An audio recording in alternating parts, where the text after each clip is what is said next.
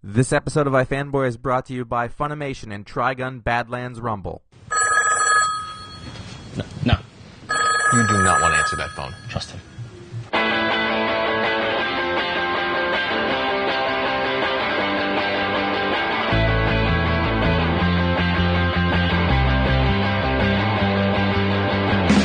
Hey, welcome to iFanboy, the comic book discussion show from the website iFanboy.com. I'm Josh Flanagan. I'm Conor Kilpatrick. And I'm Ron Richards, and we're very excited because coming out from DC Comics is the Absolute Edition of Identity Crisis, which is written by Brad Meltzer and drawn by Rags Morales. You've got it pre-ordered. Of course. This miniseries came out in 2004, I think, and it was a pretty big deal.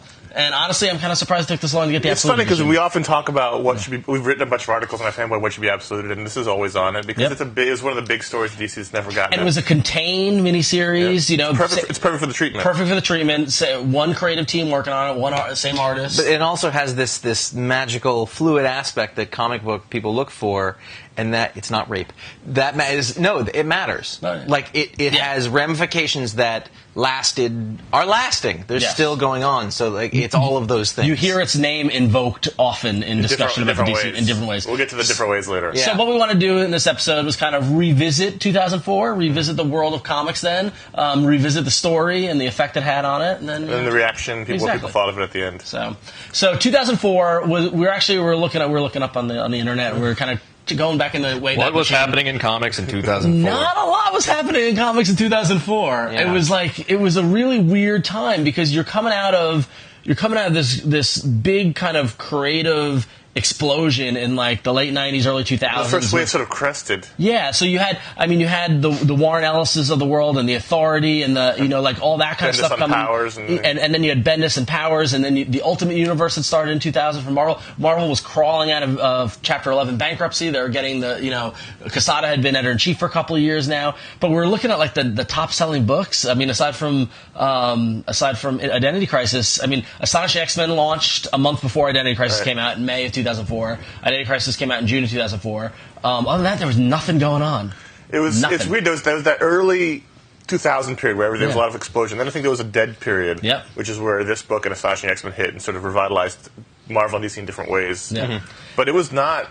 If you think about it, it really wasn't. It wasn't, this was so Dan DiDio had been executive editor at DC for 2 years at this point. This was the first book I ever heard his name on. Yeah. Like this is the first time because I heard him doing press and talking about it. I'm like, who's this DiDio guy? And you also heard other people going. Yeah, exactly. There was a lot of press too. Yeah. Brad Meltzer was a novel writer. He was a New York Times best-selling author. So that was like their big. Like more Marvel had Joss Whedon doing something. They had Brad Meltzer doing something. And they had done a great job of getting the word out to the mainstream press. I mean, I remember I was at a job and like somebody who didn't read comics at all was asking me about it and was buying it and was and I was like, oh, really? I was like, it was very strange because it was like. Was this the first thing titled Crisis since Crisis? It might have been. It might have been. Yeah. It was before Infinite Crisis. Which is why it probably was more of a big deal. Right. Yeah. But many crises followed. But Meltzer was, and still is, a popular novelist. He does in that John Grisham vein of legal thriller. He's also got a TV show. And now he's got a TV show. But so he was a big deal at the time. He's a longtime comics fan. He was Judd Winnig's college roommate. I forgot about that. If you've read his novels, there's a lot of comic character references in those novels. Like I remember one of them, all the Justices had like character names, like superhero names. But like, so it was a big get, which DC hadn't really gotten, and they really haven't gotten since. Is like the big like mainstream. Yeah, that woman, Wonder Woman, Jodie Picoult. So this was a big deal, and as you said, it was in the New York Times. It was written up everywhere because he was a big writer, and it was a big deal. And and at the time, like we said, not a lot was going on. DC, I can't even tell you what was going. Oh no, I remember. This is the Justice League Elite was happening. It was Justice JLA number 100 came out in 2004. Well, Identity Crisis is basically a Justice League story. Yes. Justice League is the flagship group of the DC Universe. And it was basically floundering in 2004. It had been floundering since Grant Morrison had left many years before. Yep. Mark Waid came out and didn't really recapture the same feeling. Joe Kelly was at this point writing the book.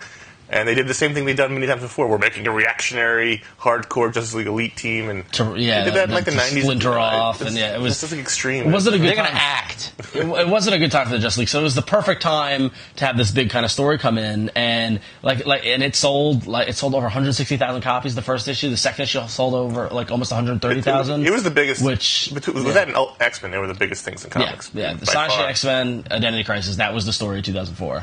So We're talking about a 7-issue miniseries, art by Rags Morales. Yep, covers by Michael Turner. Yep. Yeah, that's true. Mm-hmm. And for me, like I'd read some DC, like I've been reading a couple of things, but I didn't really know the history of it that well. There was no Tom versus the Flash back then. Right, no, or Tom versus JLA. Exactly. The story was rooted deep in that 70s Justice League, right? Yeah. In that era that people a little bit older than us, like the Meltzer is, love that. Because that was their childhood. Yeah. Where we are a little bit, ours is a little bit later. But Zatanna with the Cobra. They love the satellite era Justice League. It was rooted in the satellite era Justice League teams. And it was one of those books where when you went to the comic store every week it came out, that's the book everyone was talking about. Yep. Like I remember going shopping in Midtown Comics at that time, and that was everyone in that line of people that you had to elbow your way through was like looking through it and reading. I wonder if we made a pick of the week at all. I'm sure we did. It was definitely at least once pick of the week. Yeah. It was. I remember. It was a big deal. Yeah, it was a huge deal. Basically, it's a murder mystery. Yeah. I mean, because that's what he writes. In his right novels. at the very beginning. There's spoilers in case you haven't read it. We're going to talk about what happened in the story. There's really no way not to talk about it without revealing the murderer, what happened. So if you've never read it and you want to, pause and come back. Yeah. I mean, we often say that, but it's really it's all about the reveal of the murder, and we can't. There's no point talking about it without talking about who killed people. Basically, you start off in a room is the mutilated and is it burned body of Sue Dibney, beloved wife of Elongated Man. One of the couples of comics, Ralph. The couple, but also different in that she was as much of a partner in crime as not like crime fighting. She lived on the side. I mean, she lived with him. She went on his adventures. They were. If you look at the old comics, it was Ralph and Sue like solving mysteries. It wasn't like Carol Ferris or Iris, where they were like, "Oh, why don't you get home for dinner?" It was like she was out there. She was active, yeah. So she was beloved in that sense. And she's in this special JLA protected apartment where they live. Nothing can get in and out. It's completely monitored as everything, and no one can figure out what the hell's going on. They bring in all the experts. They bring, everybody checks it out, and they're like, And the ripple effect is because Elongated Man is of course distraught. But he solves mysteries and he wants to solve it. Green Arrow runs off and goes off to try to solve it. Yeah. Batman, of course, gets on the case. The whole superhero community rallies around trying to figure out who did this. Well, because the implication, and I think what they sold it on was none of their girlfriends are safe, or wives or husbands. None of the civilians are safe now because someone has has compromised their. Someone's compromised their Peter Parker conundrum. Yeah, exactly. And then the story further develops when Green Arrow reveals, well, there might be a suspect.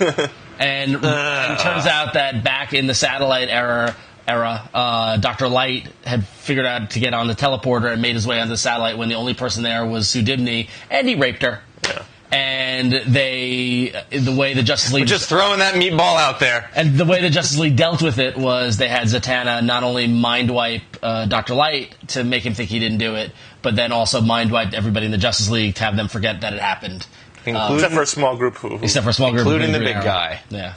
Batman. Yeah. Well, what it was... And that was a huge revelation. Like that, I gotta give Meltzer credit. Like, say what you will about the rape, and we're gonna talk about that. The mind wipe device, and then what you had was the truth spilling out. Trickle out through Green Arrow. It was going through a smaller, went to the Flash. It was Wally and Kyle were the Flash and Green Lantern, so Barry and Hal weren't around. So they were dealing with the legacies of their heroes. And it kind of trickled out, and at the same time, you have Batman investigating by himself, and you just see him getting closer, and you know it's coming. And then the moment he figured out, you're like, "Oh shit!" Right? It's not only the fact they mind wipe the villain; if they mind wipe Batman, was the second reveal. You were like, "Oh, yeah." And then there was a really just interesting. It was just touched on because Superman, he's a factor. He's always going to be a factor there. He kind of inserted this deniability. Superman's like, I don't want to know. Basically, that's the way that he wrote it, because you can't mind wipe him and you can't control him, so they just said he'll just be in denial about it, which I think was sort of elegant and sort of interesting and humanizing. That's actually one of the things about the story that's really good, is that I felt it was very humanizing to a lot of these characters. I really like the duality that it showed in a character like Ollie Queen, who is good, but maybe, ends justify the means. Yeah, exactly. Or not. And a lot of angst in the series. Like, I always think, whenever I think about this, I think of the Elongated Man screaming with his jaw slack, Well, and that was the benefit of Rags Morales art, was he did a really good job of showing the pain on the characters' faces. He did a really good job of that. But what the mind wipe did was, which was the trend back then and now, is to make these goofy 70s characters real and dangerous, which is a whole other topic. But So basically the idea was, just remember those comics in the 70s you read where they were all kind of goofy fun? That was a mind wipe. What really happened was they were really bloodthirsty, murdering rapists, and we just made you all forget about that. Dr. Light, who was this innocent guy, I'm going to manipulate Light, was actually a rapist. And it was like, oh, God. Funimation. Emergency! We got a tip-off here about a bank robbery happening in Bochi City! You're not hearing me! This ain't no ordinary robber, it's him! Gas back! What? You gotta send backup, we need a squad! If you're gonna keep getting in my way, what's wrong with you?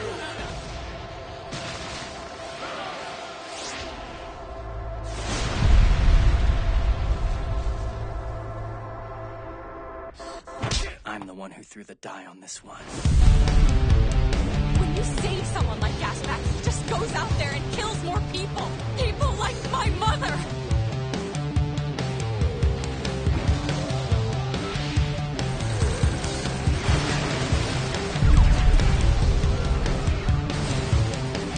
You think the die you just tossed will turn out to be a lucky one?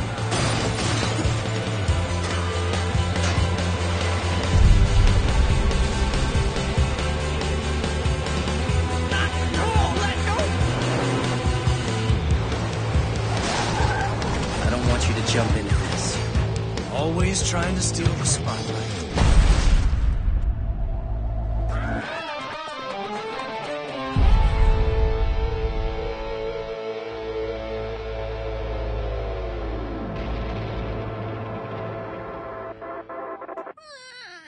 Not only was Sue Dibney the only victim, but throughout the whole series, people were dying left and right. I mean, Firestorm died. He died in a fight of, the course of the investigation. He got stabbed, and then you found out in the middle that there were more of the people were being targeted. So Robin's father, I want to say Jake Drake, but it's Jack Drake. Well, Lois Lane got a death threat. If Stan Lee had written it, maybe Jake Drake. Yeah, Tim Drake, Robin's father, Jack Drake, got a death threat, and it was showing that someone knows who these identities are, and that's why it was called Identity Crisis, because it's like, oh shit, they know who we are. And that was was the tension of who's going to go next, and so then Captain Boomerang is hired to kill Jack Drake, and he shows up and they kill each other, and then there's another great panel where Batman's comforting Robin when he finds his dead father. So there's a lot of death. You're reading it going, who's going to get it next? It introduced, well, not introduced, but reappropriated the calculator as like an evil version of Oracle, which was a great idea at the time, which I guess never paid off. No, they just used it. A lot of these ideas that came out of this were used. Like Dr. Light coming out of the story was overused. Yep. Like he came out just trying to rape everything that moved. And, come on. And then the calculator. Beavis and Butthead. The calculator was just over. There's a lot of things that were good ideas that just were overused. Well, if you think about it, one of the sort of good and bad things about the story was this long-lasting effect of it, and like it's interesting, but they started like making Tim Drake's life hell. Yeah. Like his dad died, and then just everything started going wrong for him for a really long time, and it was like, how's this kid holding it together? Right. And then at the same time, this sort of vague mistrust then that comes up between all the members and Batman. And that way, the events of this led Batman to create the Brother Satellite, which then led to OMAC, which led to Infinite Crisis, which so the ripple effect of Identity Crisis is huge. Distrust amongst the heroes, and it also brought about, which got a lot of criticism with the rape and all the killing and the violence, a darker tone to the DC characters, which historically they don't have. They always were the primary color, sunny kind of, even though there were dark stories here and there, Well, sure, Black Canary was raped in the Green Arrow books. I mean, these things have happened, but not in the way that not in a line-wide sort of story like this. Right. So there was a lot of people criticizing it, including a lot of other creators and a lot of other, the reaction is very intense. Yeah. For everyone that loves it, there's someone that hates it to their core, including creators like Grant Morrison really doesn't like it. He's more of a primary color superhero guy. Yeah. But like, remember you put it on the best comics of the decade list we did in iFanboy, and in the comments, people hate the book as much as people love it. But the thing about that is that I understand that. No, it makes sense. You know what I mean? Like, it's one of those things. Like, there's a lot. Successful. There's a lot of craft in it. There's no doubt about that. This is where Meltzer introduced his a billion captions that are color-coded, so you know who's thinking which what. Have been used. Yeah. Which is also overused. See, almost everything coming out of this was overused. So, and all that was very good, but I can totally understand why you wouldn't want this story, because it it colors everything with this brush that's really kind of awful. It's a brush you can't take back. Yeah. The Hank Pym brush. Yeah. It's true. There are things. There are sort of things that happen in a story that you can't retcon or take back, and they just they change everything. And even if you do, like, you could officially retcon it, but people are still going to make that joke. People are still going to think of the characters in that way. They're tainted. And then, in a way. So ultimately, the mystery gets solved. They figure out who it is. Dr. Light is exonerated. They realize he's not the culprit. So he's off to a petting farm. The Dr. Midnight and Mr. Terrific do the autopsy of Jean, and they find little tiny footprints on her brain. So Not on Jean, on Sue, on her brain. Is it the Atom? They think it's the Atom. I remember that issue ended with like a kind of a creepy shot of Ray Palmer, and I remember being in the store that day. People were reading it and going, "The Atom," and I went off. Like, it was ruined for me. So they thought it was the Atom, but turns out no, it was Jean Loring. The Atom's crazy girl. Adam's crazy wife. Ex-wife? Ex-wife, yeah, who was trying to get his attention and didn't mean to kill Sue, and then didn't mean for Jack Drake to die, and like basically it was the bizarre plan that had the best intentions that went as bad as she could have ever imagined. Well, if you've ever read a Brad Meltzer book, it was classic structure. It was in every book he writes, the killer is never the killer. At the very end, there's someone else is the killer. So it's kind of that. He brought the novel structure, and he did it, which is one of the reasons why it got so much attention. It was like, do you want to read Brad Meltzer's next novel? It's in the comics. That's why it got so much mainstream attention. And a lot of people, some of the criticisms at the time, I remember, it's still going, were the kind of the senseless death of Sue Dibney, a beloved character, and then Jean Loring, and then also. the senseless villainating of Jean Loring, who was a completely. If that's not a word. That's an awesome word. We should start villainating. using. There you go. Villainated by Dr. Light. Jean Loring, who was somebody who was just an ineffectual, you know what I mean, like I'm not an you know. Atom expert, so I don't really know much about Jean Loring. But I don't know if this is. I think this was out of character, but I don't. But then again, is Madness ever out of character? Because she's not necessarily a character who you can't mess with. Yeah, the beloved Sue Dibney. Sue Dibney is worse than the Jean Loring. But that's also what makes it work. It was like, you remember in Civil War when there's like, there's going to be a death, and they killed Goliath, and no one's like, who? Yeah. You know, Goliath. It worked because Sue Dibney was important. Yeah. And even the thing was, even if you weren't familiar with her, because I wasn't really, because I hadn't read any of those books, like, they sold it. Yeah. You know, like, after, if you didn't know who she was before. Well, it's funny because I've been reading DC at that time for a little less than 10 years, mainly Flash and Green Lantern and Justice League. But this made me go back, and like we talked a lot about it, and I went back to the 70s. I'm like, oh, who's Dr. Light? That's not Zatanna. Where's her fishnets? And then I had to learn about Zatanna's cobra head and the earrings and the and like the whole satellite era. So it was great in terms of invoking DC history in that regard. And it brought you into DC as well. I mean, in a sense, it was very successful, not just sales-wise. It really was, because when I read it, I didn't know most of the details of it, and then I went back and read it again recently, and I was like, oh, it all makes perfect. Like, and so it really worked on both levels, which is no small feat. And it really ended up being the kind of foundation for every event moving forward from DC up until the recent relaunch, which is all these Infinite Crisis led directly out of it, and all. And which is funny because Identity Crisis was a intensely personal. It was a very small story. Not crisis-y. Right, yeah, exactly. And that got a lot of criticism too. Because people are like, this is a crisis. The title is gimmicky, but of all the crises, which I wouldn't put it in, it's a murder mystery as opposed to a giant cosmic fight. It's a very small. Right. There was no punching through. A lot of investigating. I remember them going through the fabric of the. Like, it was a very small. They almost had to work to put in the action stuff people want. They were like, here's Deathstroke! Fight! Doesn't matter. Well, that was the famous Deathstroke scene where he takes out the whole JLA. Yeah. It's kind of preposterous, but kind of cool at the same time. Yeah, it's one of those. In the way that all comics are. And I think that led to, the fact. That probably leads to the fact that Deathstroke's got a series now. He had one in the 90s. Well, but he's been it's keeping him up there in that weird. Well, definitely for the 2000s, I think it kind of reintroduced him as the badass. Yeah. The great news, if you hated it with the relaunch, it's probably no longer in continuity. Probably you watched Sue Dibney step out from behind the shadows. Oh, that'd be crazy. Wow. Actually, we don't know if it's in continuity, do we? We don't. We should ask about that. But anyway, so if you haven't read Identity Crisis, check out the Absolute Edition. If anything, Rags Morales' art, this is probably his greatest, his magnum opus. It's gorgeous looking. And it's also Brad Meltzer's greatest comic work, that he's done. He went right to JLA and didn't. Yeah, and he did Green Arrow, and it was won an Eisner for issue 11, though. It was great. That was an issue. But so check out the Absolute Edition. It's worth picking up. Probably it's one of those seminal kind of titles. On the cover, Ron Richards, iFanboy. It's worth picking up. Probably. So go to iFanboy.com. We're gonna have a whole post about this episode where you talk about Identity Crisis and share your thoughts and opinions of it.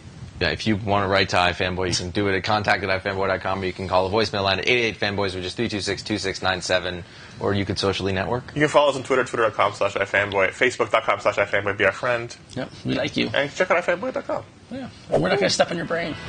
Promise. Well, maybe. No promises.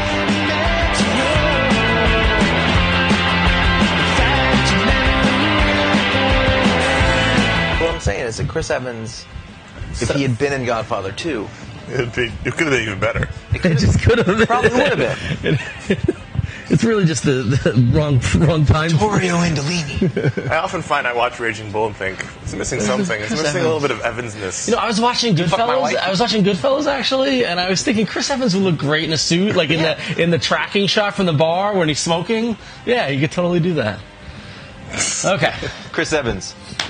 Going like this, looking good, doing it.